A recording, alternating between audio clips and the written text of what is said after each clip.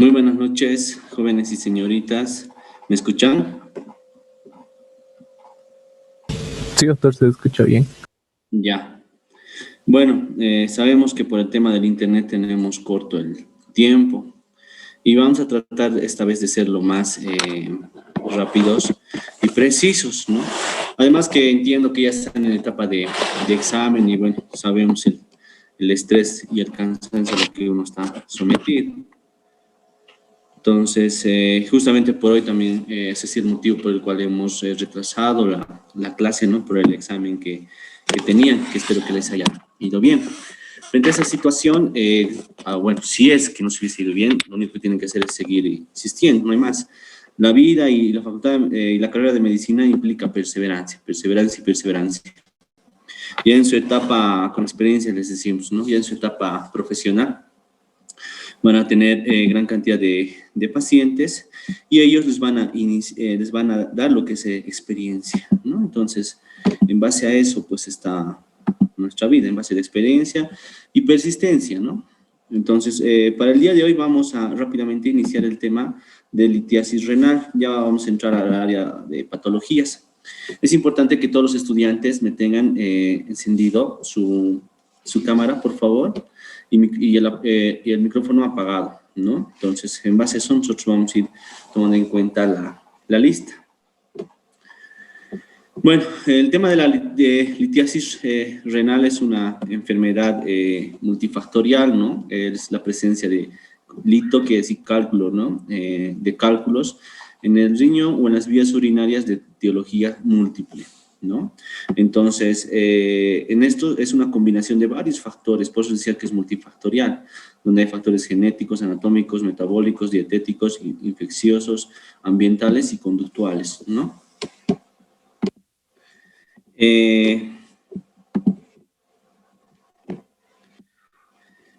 Ya, en cuanto a lo que es el tema de frecuencia, cabe señalar de que esto de la litiasis renal es mucho más frecuente en lugares de climas tropicales, ¿no? Obviamente por el ambiente húmedo y además por el hecho de la deshidratación que puede provocar en las personas. Entonces, esto va a generar una concentración de moléculas, de cristales y van a dar lugar a la formación de cálculos, ¿no?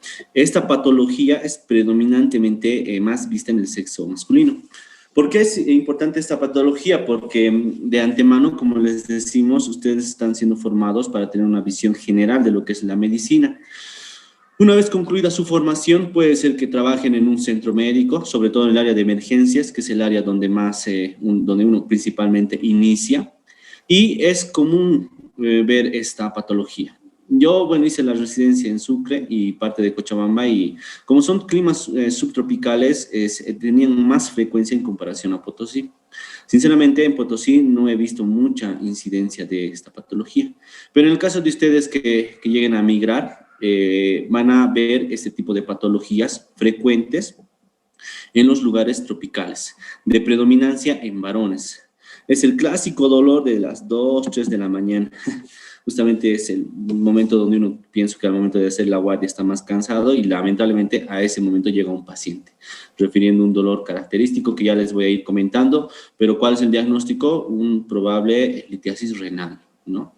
Comúnmente, en cuanto a lo que es la epidemiología, va asociada más en la tercera, cuarta década de la vida, predominantemente en varones, como decíamos.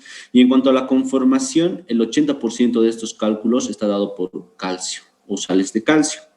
Dentro de estos componentes puede ser el oxalato de calcio, que es uno de los factores principales, moléculas principales en la formación de cálculos. También está el ácido úrico, el fosfato amónico magnésico o la estrubita, que también es común, y el tema de la cistina. Estas son las principales moléculas que van a generar el tema de los cálculos, ¿ya? En la siguiente diapositiva, ya con esto ya vamos a finalizar la transmisión porque ya estamos sobre hora. Tenemos acá los cálculos, ¿no? Los cálculos de calcio en una visión microscópica, los cálculos de estrubita, como les decíamos, los cálculos de ácido úrico y los cálculos de cistina, ¿no? Que son principalmente son los principales 4 causas de calcio. Y dentro de estos, el 80% de los cálculos está dado por calcio, ¿ya? Que es el predominante. En cuanto a la patogenia, existen estos procesos, ¿no? Estos 5 procesos. Un primer proceso de saturación, un segundo proceso de nucleación, un tercer proceso de inhibición de la cristalización, un cuarto proceso de alteración de pH y un quinto que es la disminución del volumen urinario.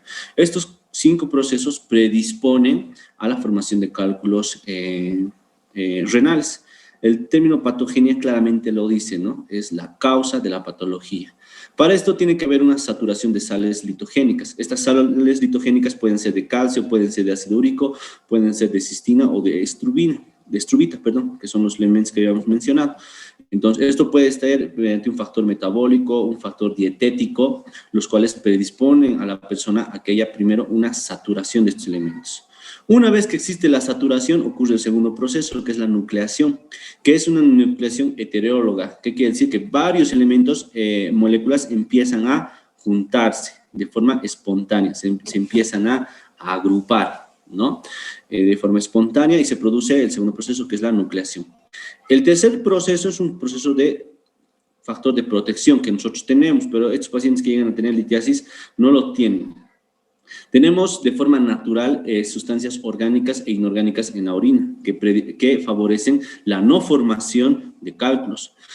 Estos inhibidores, en el caso de oxalato de calcio, son el glucosaminoglucano, la nefrocalcina y la proteína Tans-Horsfall. Habíamos hablado ya de la proteína de Tans-Horsfall, ¿no? O la mucoproteína, que es quimiotáctica y protectora. Entonces, estos evitan la formación de cristales de oxalato de calcio. Estos dos inhiben la formación de cristales de ácido úrico, como es el citrato, el pirofosfato, el magnesio. ¿Ya? Estos elementos evitan. Pero en estos pacientes existe una deficiencia de estos elementos y al haber una deficiencia, después de la saturación, la nucleación, se da la cristalización, ¿no? Entonces, ahí tenemos los quelantes. Los quelantes son elementos que evitan la formación de iones litogénicos, bloquean, ¿ya? Entre estos quelantes tenemos el citrato de calcio, el magnesio. Estos quelantes vamos a verlos ya en los pacientes renales crónicos. Los pacientes renales crónicos tienen una predisposición de hacer cálculos.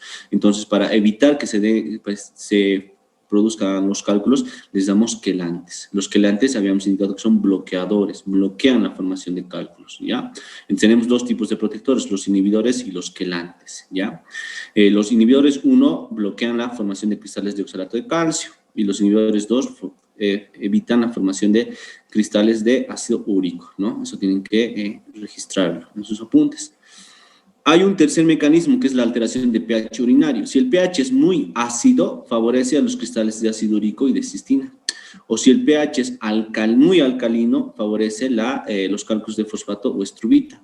Normalmente el pH tiene que oscilar pues, entre 3 y 6. Si es menos de 3, favorece a cálculos de ácido úrico. O si es más de 6, favorece a los cálculos de estrubita o fosfato. Entonces, tiene que haber una alteración en el pH de la orina de esos pacientes para que también se formen estos cristales. Y por último, tiene que haber una disminución del volumen urinario.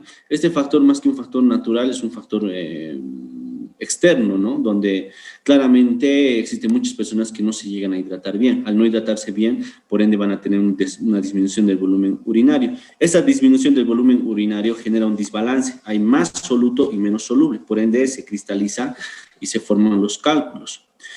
O la éstasis urinaria. La éstasis urinaria favorece la nucleación. ¿Qué han dicho que es la nucleación? Es la unión de moléculas de forma espontánea. Entonces, todos estos factores son los que van a generar la formación de cálculos, ¿no? Entonces, hemos explicado uno por uno y es un proceso.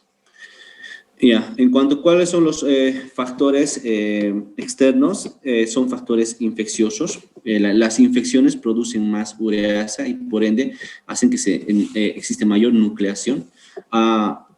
Como dice acá, ¿no? Existe mayor nucleación por la producción de ureasa. ¿Quiénes producen ureasa? Son las bacterias. Y para que haya bacterias tiene que haber una infección, ¿no?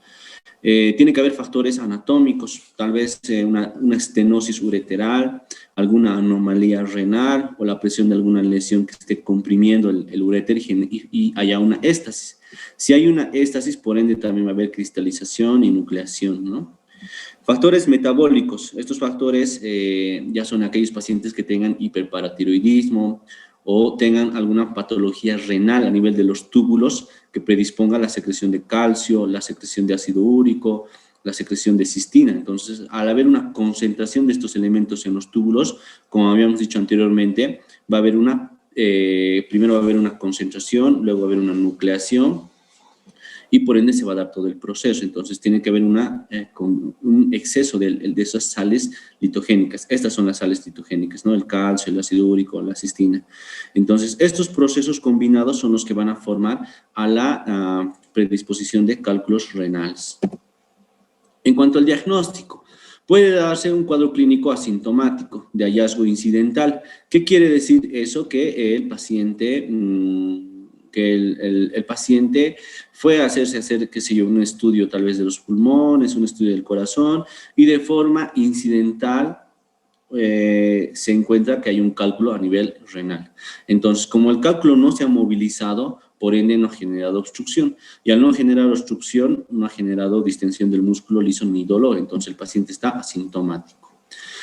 O puede estar sintomático y puede dar el cólico nefrítico. El cólico nefrítico es un dolor característico. Se llama cólico nefrítico a un dolor característico. Ese es un dolor, como dice acá, es un dolor sordo, no es preciso. Eso quiere decir que es sordo, ¿no? Que un dolor preciso nosotros lo podemos ubicar con el dedo y señalar. En cambio, al ser un dolor sordo, tenemos idea de la zona, pero no sabemos precisamente el lugar. Entonces, un dolor a nivel lumbar o en el flanco, ustedes ya saben dónde es el flanco, dónde es el lumbar, sordo, que va aumentando de intensidad, que no cambia con los cambios de posición y es de inicio lumbar y suele irradiarse hacia los genitales, ¿no? Hacia los testículos en el varón y hacia la vulva de la mujer.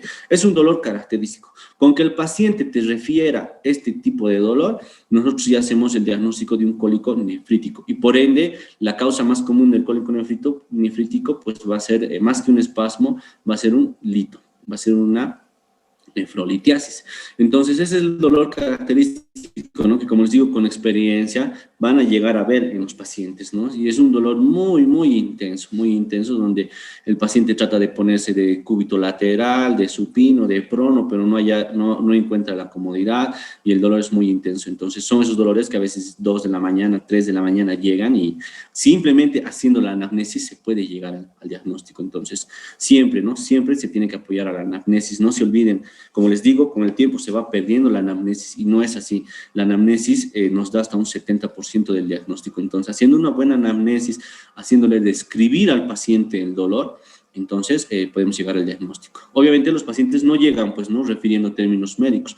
No te dicen que es un dolor sordo, no te dicen que es espasmódico, no te hablan de irradiación, pero obviamente nosotros ya tenemos que dirigir la anamnesis y si coincide con lo que ya conocemos, se trata de un cólico nefrítico, ¿no? Entonces, muy, muy importante conocer la característica de este tipo de dolor. Puede haber hematuria microscópica o macroscópica. Ya habíamos hablado de la hematuria, ¿no? Y si es microscópica, o bueno, ya sea macroscópica o microscópica, siempre tenemos que pedir una morfología de glóbulos rojos. Como sabemos que no hay daño glomerular, los hematíes, ¿cómo van a ser en la orina? Van a ser eumórficos. ¿Qué quiere decir? O sea, de forma normal. Son glóbulos rojos que no han atravesado el glomérulo, son glóbulos rojos que están por debajo del glomérulo, que pueden ser provocados por el desgarro que provoca el cálculo. Como el cálculo está bajando, va desgarrando lo que es el uréter y por ese desgarro se puede producir una hematuria. Y por ende, como está por debajo del glomérulo, cuando se inspeccione en el microscopio, va a ser pues un glóbulo rojo normal, eumórfico, de forma de disco, ¿no? Cilíndrica. En cambio, si es dismórfico, es pues una hematuria glomerular, es una glomerulonefritis. Eso es algo muy importante que tienen que saber diferenciar y va a ser pregunta de examen, ¿no? Puede haber síntomas reflejos, náuseas, vómitos, sudoración o hipotensión incluso, ¿no? Entonces, ese es un síntoma vagal. Un síntoma vagal es un síntoma de reflejo por el dolor. Es que el dolor es tan intenso que puede provocar eso, ¿no? Puede provocar náuseas, puede provocar vómitos, puede provocar hipotensión, lipotimias, ¿no? O más comúnmente desmayos, ¿no? Entonces, es un dolor muy fuerte el cólico nefrítico. Entonces, puede generar esa clínica en el paciente. Según la ubicación del cálculo, puede generar síntomas urinarios bajos o síndrome miccional.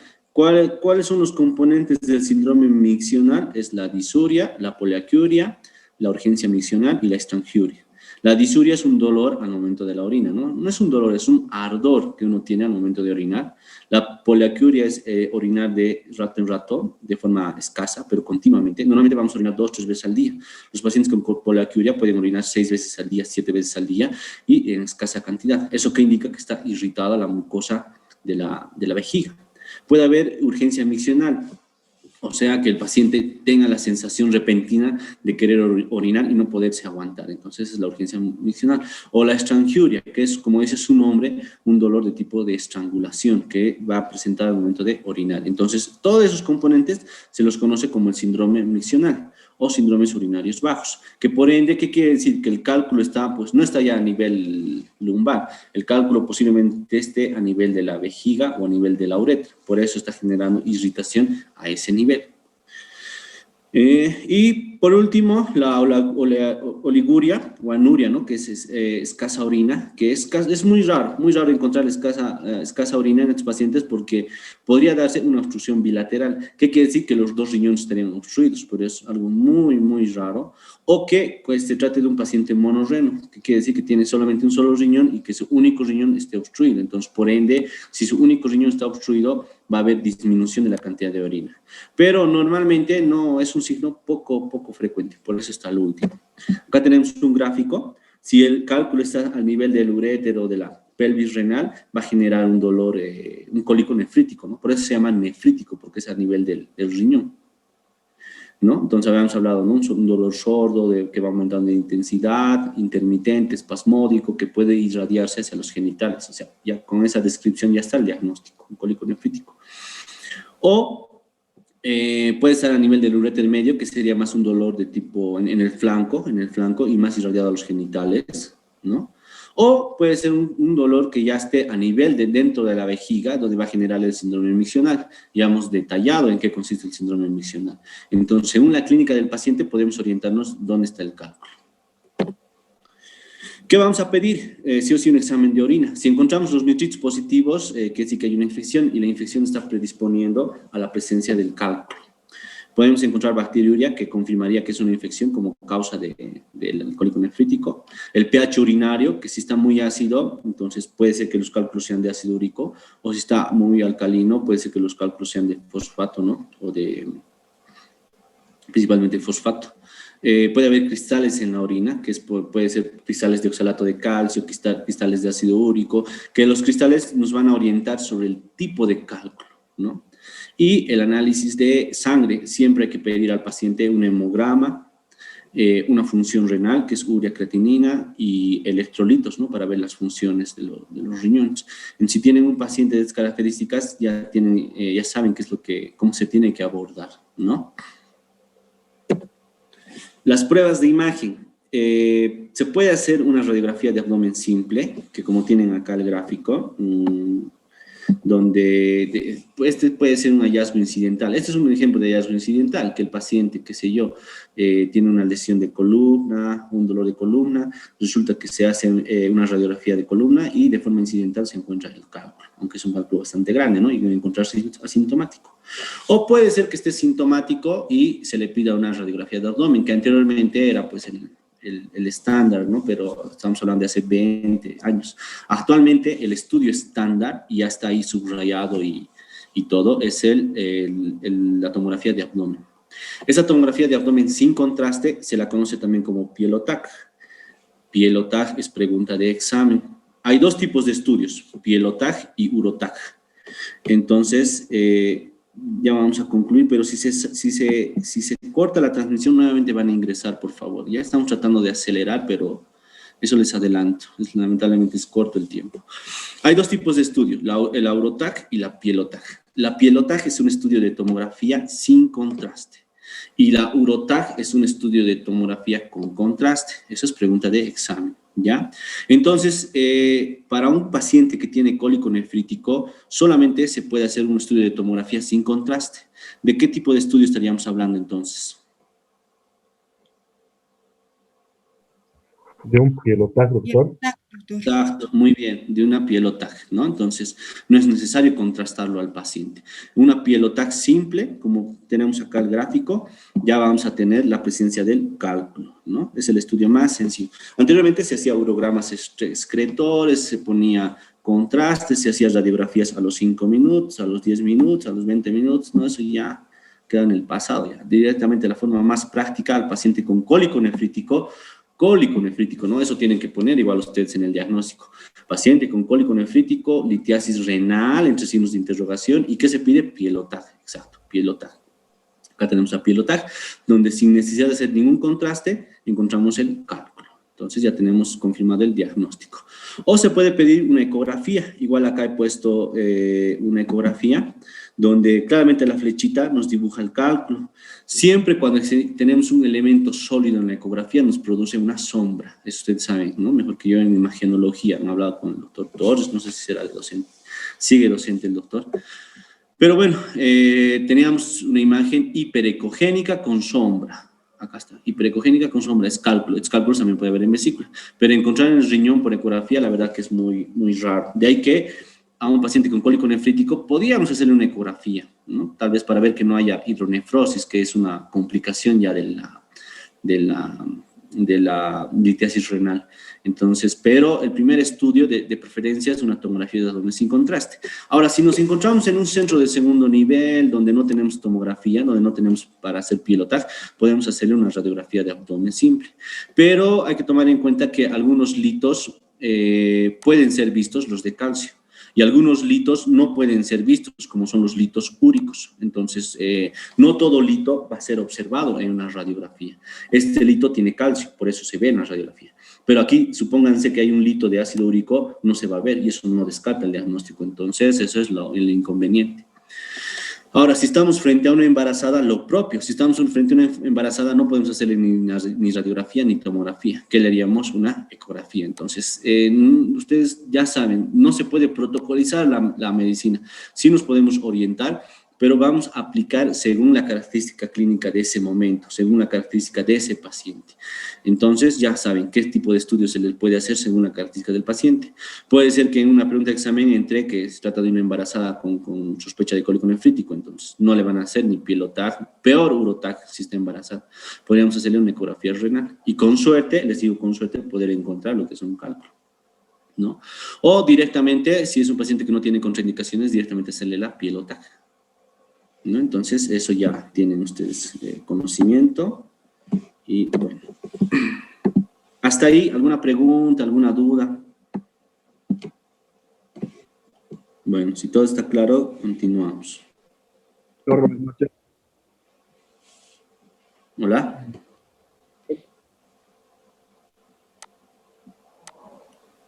No se escucha. ¿Puedes repetir la pregunta, por favor? Buenas noches, ¿me logra escuchar? Ahora sí, ahora sí. Buenas noches, Marco. Bueno, en una clase pasamos también, ¿no? Nos estaba hablando, doctor, sobre los mitos. Bueno, lo que nos acaba de decir es característico, ¿no, doctor? Los mitos en sí, las sombras acústicas. En una ecografía, doctor, también, bueno, nos indicaron, ¿no?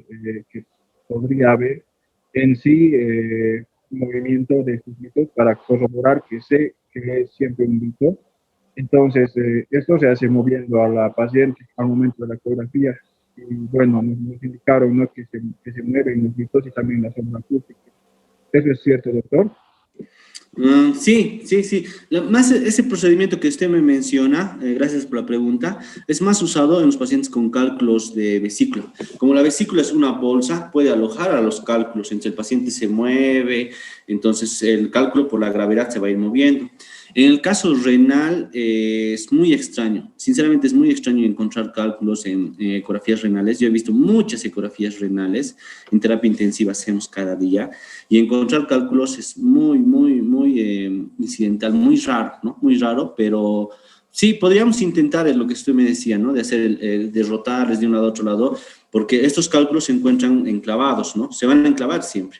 Y si no están enclavados, recién van a poder moverse. Entonces, si el cálculo no está enclavado, entonces se puede hacer esas maniobras de movilizar al paciente y ver el tema del cálculo, ¿no? Pero Resumiendo, sí, frente a un paciente con cólico nefrítico, de preferencia pilotaje. Y si no tenemos la tomografía en la mano, podríamos hacer una radiografía, pero lo más usual va a ser la ecografía. La ecografía renal va ahora de la mano de los pacientes en urología y en nefrología, ¿no? Todo paciente nefrológico o urológico tiene que tener su ecografía, ¿no? Entonces, en este caso, el primer estudio puede ser la ecografía, pero el estándar, el que nos va a dar el diagnóstico, va a ser una pielotac.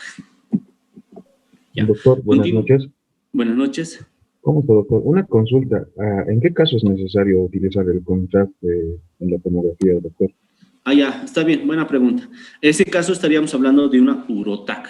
Vamos a hacer la urotac cuando exista sospechas de lesiones tumorales, cuando queramos estudiar lo que es la estructura del riñón o ver lo que es el uréter.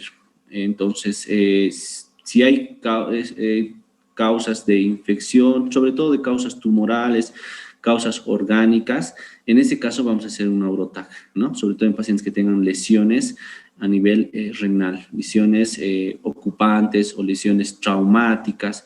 En ese caso, sobre todo ocupantes, ¿no? De neoplasias, vamos a hacer una urotac. En cambio, la pielotac simple y sencillamente es para la litiasis renal. Ya, perfecto, muy bien. Rápidamente continuamos con el tratamiento. El tratamiento, si llega este paciente, como les digo, y se van a acordar, va a llegar 2, 3 de la mañana, va a llegar el paciente refiriendo el dolor de las características que ya les he mencionado. La sospecha es un cólico nefrítico. Inmediatamente tenemos que hidratarle. Podemos darle 1 o 2 litros de cristaloides, ¿no? Hay que darle analgesia, es muy importante la analgesia porque el dolor, como les digo, les puede llevar a un shock, puede ser un shock neurogénico, vasogénico, o sea, se puede desmayar, hipotensar, vómitos, náuseas, es tremendo el tema del dolor, entonces hay que darles AINES.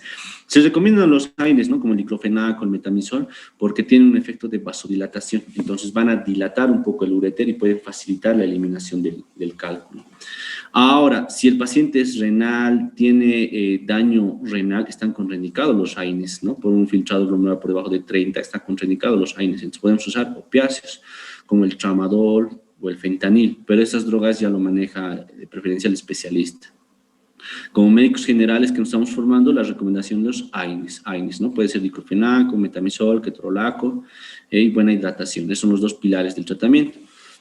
Y el tercero es la eliminación del cálculo. Eliminado el cálculo, pues eliminado el problema, ¿no? Entonces, la eliminación del cálculo no es un proceso que se hace en el día. No es que el paciente te llega a 10 de la noche, vos le hidratas, le das analgesia y a las 5 de la mañana está eliminando el cálculo. No es así. Lamentablemente, la eliminación del cálculo es el tratamiento ideal, ¿no? Eliminamos el cálculo, por ende eliminamos el cólico y eliminamos la enfermedad. La eliminación del cálculo se puede dar de forma espontánea. Si es un cálculo pequeño, menos de 5 milímetros, se va a dar de forma espontánea, va a atravesar el uréter, la vejiga, la uretra y listo, se elimina. Si se logra evaluar mejor, ya sería estupendo, pero no es así, ¿no? Entonces, si no se logra eliminar el cálculo, correspondería internarlo y evaluar, ¿no? Porque no solamente se trata de calmar el momento, sino se tiene que identificar la causa, diagnosticar el tipo de cálculo. ¿Qué tal si es un paciente que consume mucha cerveza, mucha carne? Entonces es un cálculo de ácido úrico. Entonces hay que estudiar su caso del paciente, hay que modificar sus hábitos y en un futuro evitar. Nuestra función como médicos principalmente no es tratar, sino es diagnosticar. Ya, eso tienen que metérselo bien a la cabeza. El médico no es el que anda haciendo tratamientos, el médico es el que anda diagnosticando y en base al diagnóstico se va a orientar el tratamiento, ¿ya? Entonces ustedes, porque el tratamiento puede ser un tratamiento sintomático y listo, ¿no? Entonces, y a mí no me conviene un tratamiento sintomático, porque de aquí a 1 mes, a 2 meses, otra vez va a venir el mismo paciente con un peor problema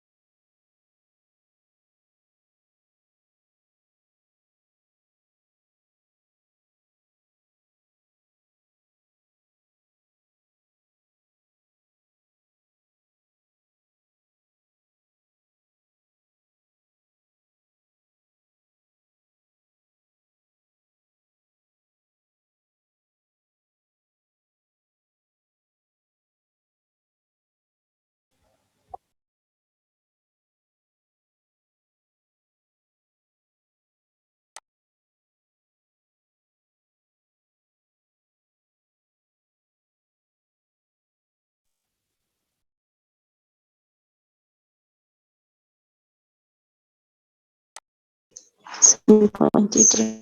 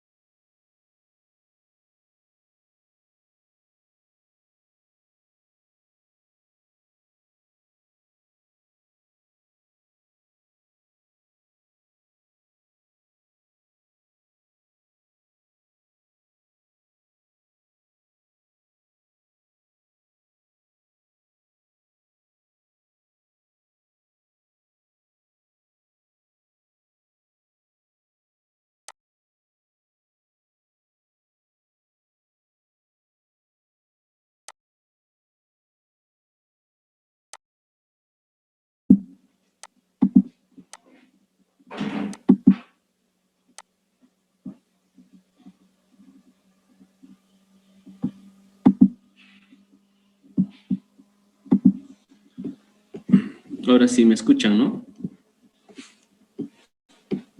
Sí, doctor. Ya, sí es el problema del Zoom, pues. Ya, como les decía, el tratamiento son tres pilares, ¿no? La hidratación, la analgesia y la eliminación del cálculo.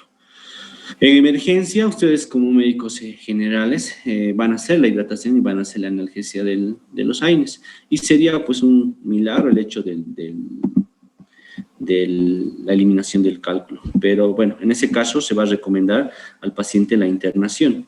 Y no solamente para la eliminación del cálculo, sino, como les vuelvo a señalar, para hacer un diagnóstico completo, por el hecho de que hay que analizar qué tipo de cálculo es y en base al análisis modificar su hábito. Ya les había mostrado, ¿no? Que hay 4 tipos de cálculos, ¿no? El oxalato de calcio, la estrubita, la cistina y ácido úrico. Entonces, en base al tipo de cálculo se puede modificar. ¿Y para qué se va a modificar? Para evitar que vuelva a ocurrir en un futuro, ¿no? Entonces, son los 3 pilares del tratamiento. Se habla de la tamsulosina, que es un medicamento que tiene la función de generar una relajación del músculo liso a nivel vesical y prostático. Los pacientes con hiperplasia prostática usan, ¿no? Sobre todo por indicación de urología, no de nefrología.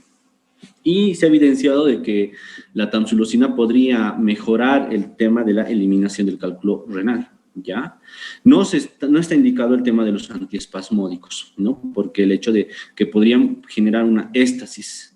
¿Qué quiere decir éstasis? Un detenimiento de la contractilidad que tiene el uréter y paradójicamente provocar más cristalización y más formación de cálculos en un futuro.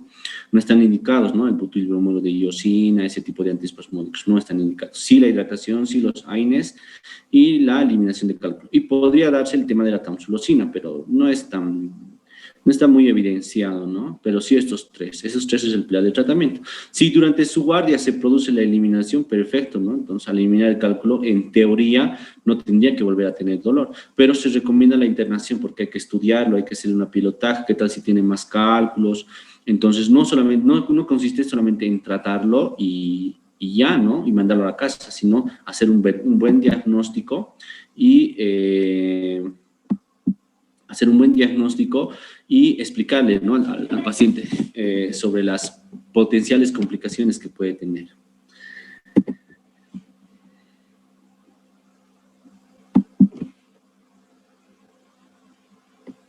Ya. Ahora, ¿cuándo se va a dar el abordaje urológico? ¿Cuándo lo vamos a derivar a urología?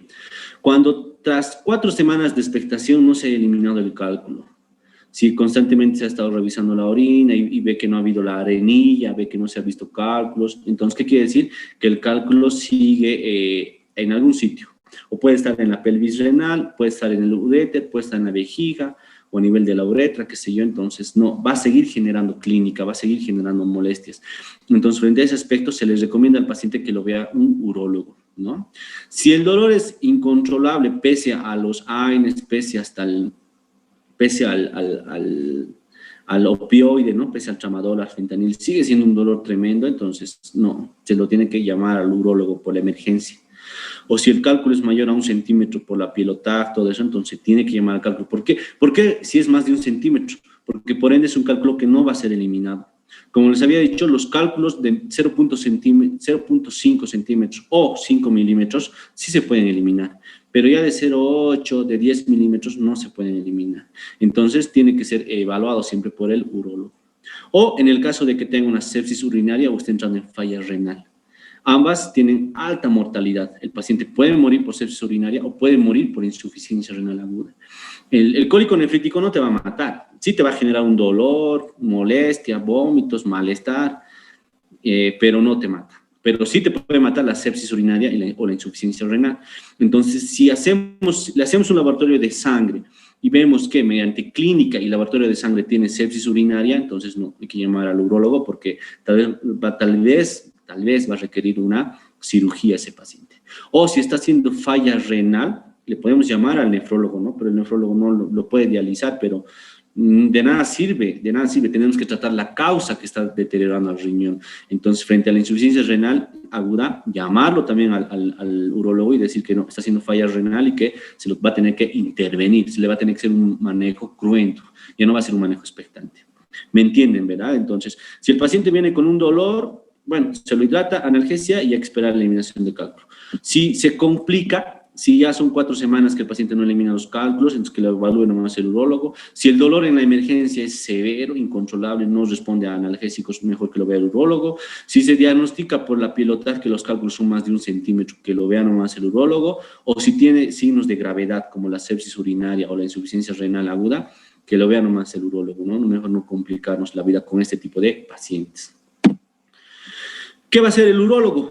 O puede hacer 2 opciones, o puede hacer un catéter, puede colocar un catéter doble J, como dice su nombre, porque hace una J acá y hace otra J acá, por eso se llama catéter doble J, o catéter ureteral, que como dice el gráfico, ¿no? Es un catéter especial. ¿Qué va a hacer este catéter? Va a permeabilizar, va a ir desde lo que es, desde la vejiga hacia el uréter, o perdón, hacia la pelvis renal, y va a permeabilizar, y va a facilitar la eliminación de la orina. Y con suerte tal vez hasta se puede eliminar el cálculo, ¿no? Como aquí va a haber una obstrucción, se va a estar acumulando orina, va a ser aquí una hidronefrosis y pueden empezar a destruirse los glomérulos. Entonces, como les he dicho, una insuficiencia renal aguda puede estar haciendo por renal, por destrucción. No podemos ver que ese riñón en nuestras vistas se destruya, hay que permeabilizarlo. ¿Y cómo lo va a permeabilizar el urólogo? El urólogo, esto sí es manejo de especialidad, esto sí o sí va a ser el especialista, no va a ser el médico general. ¿Qué va a hacer el especialista? Va a colocar un catéter doble J. Y de esta manera, ¿qué va a hacer? Va a permeabilizar. Va a permeabilizar y con suerte se puede eliminar el cálculo. ¿Y qué vamos a hacer? Vamos a salvar este riñón. Porque, entiéndanme, una cosa es el cólico nefrítico y otra cosa es la insuficiencia renal. Entonces, si aquí va a estar el cólico nefrítico, no va a tener dónde ir la orina, entonces va a empezar a hacer presión. Va a hacer presión y entonces va a hacer un reflujo. Como no puede ir hacia abajo, va a tener que ir hacia arriba y va a empezar a destruir aquí las pirámides de Malpighi, los túbulos colectores, los glomérulos, y ese riñoncito en 2x3 tiras puede quedar. Entonces ya frente a ese aspecto no podemos ver que el riñón se destruya, no podemos ver que haga hidronefrosis, todo eso. Entonces se lo tiene que permeabilizar y en ese aspecto se lo llama al urólogo y él lo va a permeabilizar con un catéter doble J. O frente a la urgencia puede ser un poco más agresivo el urólogo y hacer una nefrostomía. Ostomía quiere decir, ustedes ya recuerdan, ¿no? Por tercer año, ostomía, hacer un orificio. Riñón, hacer un orificio en el riñón, ¿no? Nefrostomía, hacer un orificio en el riñón. Acá tenemos el gráfico donde puede usar el catéter doble J de forma percutánea, atravesar la piel y en la pelvis. Y de la pelvis eliminar. Entonces, como aquí hay orina acumulada, porque recordemos, es un riñón que funciona muy bien el riñón. Solo el problema es la obstrucción a este nivel. Entonces, como está obstruido aquí el riñón, para evitar su destrucción y su insuficiencia renal aguda, irreversible, por ende, porque si se destruye no se va a revertir ya eso. Entonces, para evitar esa destrucción del riñón, entonces se le permeabiliza. Puede ser con un catéter doble J o puede ser con una nefrostomía.